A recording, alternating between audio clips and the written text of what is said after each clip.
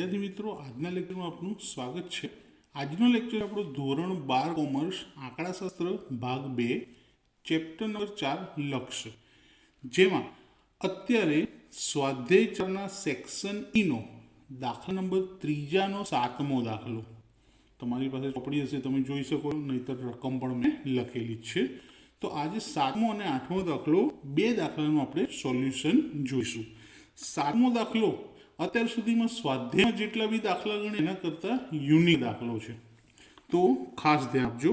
સૌથી પહેલાં તો limit x tends to 2 f of x minus f of 2 છેદમાં એક્સ માઇનસ 2 જેની આપણે કિંમત શોધવાની છે। જ્યાં એફ ઓફ એક્સ આપેલા છે રૂટમાં એક્સ પ્લસ 7, એટલે એફ ઓફ એક્સ આપેલા જ છે, તો આ અહીંયા લખીશું, પણ એફ ઓફ 2 નથી આપ્યા, તો એફ ઓફ 2 બરાબર જ્યાં એક્સ છે ત્યાં 2 લખ્યા, તો અહીંયા પણ એક્સની જગ્યાએ 2, 7, તો રૂટમાં 2 અને 7 કેટલા 9, અને 9નું વર્ગમૂળ શું નીકળે 3, તો માટે એફ ઓફ 2ની કિંમત શું મળી ગઈ આપણને 3 મળી ગઈ। હવે આપણે શું કરીશું, આ બે કિંમત આની અંદર મૂકી દઈશું। ચલો, તો limit x tends to 2 f of એક્સની કિંમત શું છે, root x plus 7 minus f of 2ની કિંમત શું શોધી લીધી આપણે 3, અને છેદમાં શું છે એક્સ માઇનસ 2।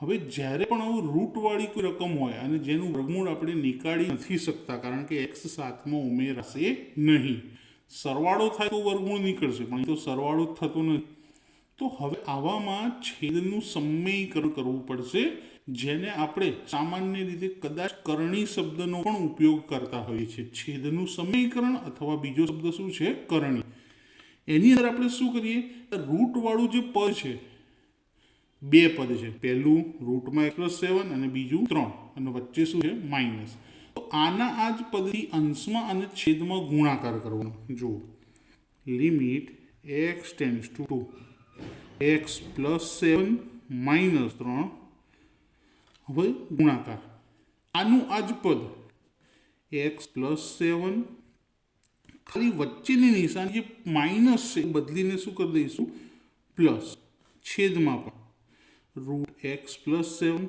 પ્લસ 3, તો ઉપર નીચે બંને જગ્યાએ ગુણાકાર કરવાનો આ જ પદ સાથે, ખાલી નિશાની બદલીને, બે પદની વચ્ચેની જ નિશાની બદલવાની, પહેલાની તો જો જેમ છે એમ જ રહેવા દીધી છે, વચ્ચેની નિશાની બદલવાની, આને કહેવાય છેદનું સમયીકરણ।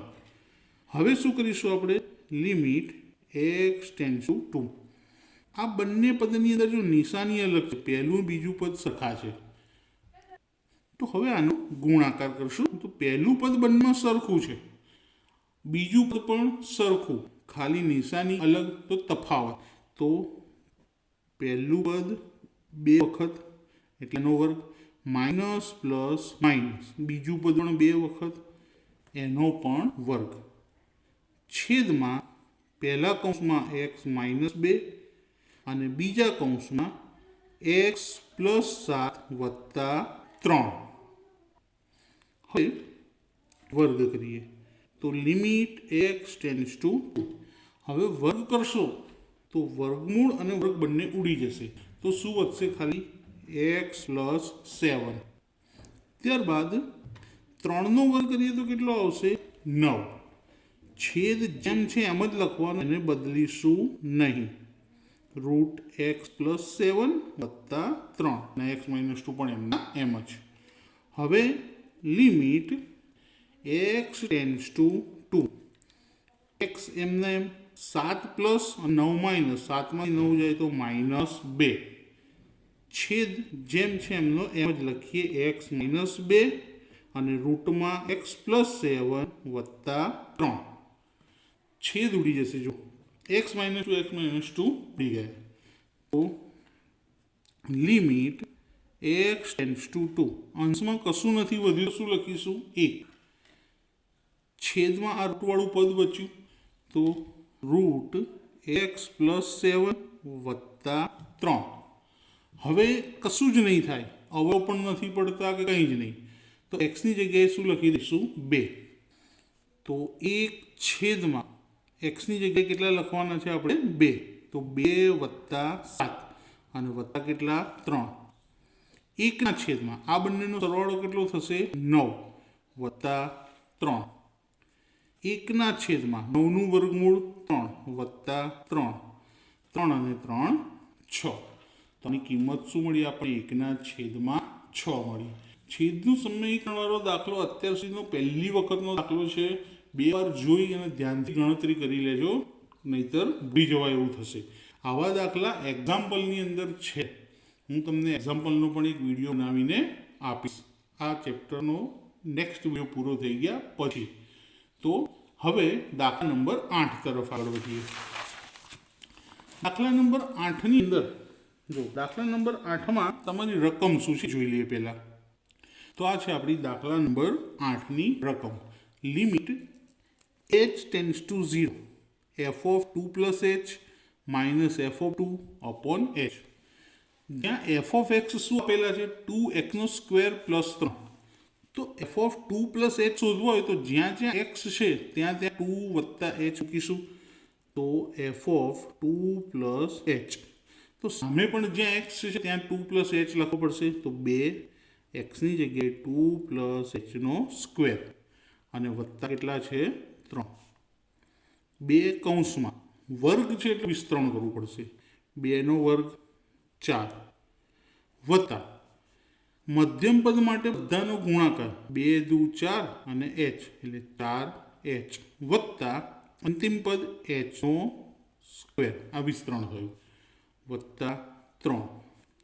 2 ને અંદર ગુણી લઈએ, 4 દુ 8, 2 ચોક 8, 2 અને hનો સ્ક્વેર એટલે 2hનો સ્ક્વેર વત્તા 3. એને ગોઠવીને લખીએ. સ્ક્વેરવાળી રકમ પહેલાં 2h સ્ક્વેર પ્લસ 8h અને 8 અને 3 બંને અચળ છે, તો 8 અને 3 કેટલા 11.